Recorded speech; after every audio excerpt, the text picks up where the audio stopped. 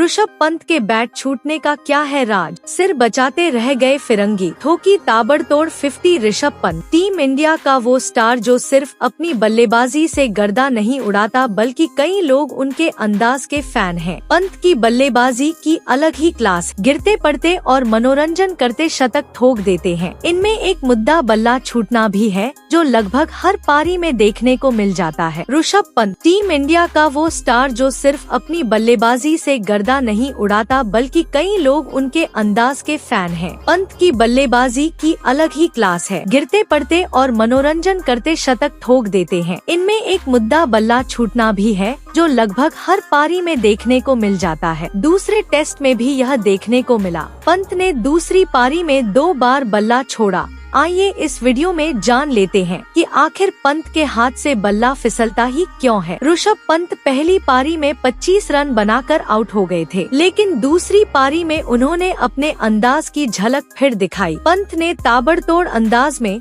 बल्लेबाजी शुरू की और 65 रन की आतिशी पारी को अंजाम दिया। इस बीच उन्होंने 2 बार हाथ से बल्ला छोड़ा। उनका विकेट भी बल्ला छूटने के चलते ही गिरा। पंत ने IPL 2025 में भी बल्ला हाथ से छोड़ा था। उन्होंने इसका राज भी खोला। पंत ने IPL के दौरान कहा था, मुझे लगता है कि अधिकतर होता है क्योंकि मैं अपने निचला हाथ काफी हल्का रखता हूँ। मैं इस महज सपोर्ट के लिए करता हूँ क्योंकि कई बार यहाँ से जोर लगाना पड़ता है। मैं अपने ऊपर वाले हाथ को कसकर पकड़ता हूँ, लेकिन जब मैं ओवर रीच करता हूँ, खासकर जब गेंद बहुत वाइड या बहुत शॉर्ट होती है, तो यह हिटिंग जोन में नहीं होती है। कभी कभी मेरे शॉट के सफल होने की संभावना केवल 30 से 40% ही होती है, लेकिन मैच की स्थिति के आधार पर मैं यह जोखिम उठाने को तैयार हूँ। यही मेरी मानसिकता है। कई बार लगता है बैट फेंक रहा हूँ। पंत उन्होंने आगे कहा, जब मैं मौके का फायदा उठाने के लिए आगे निकलता हूँ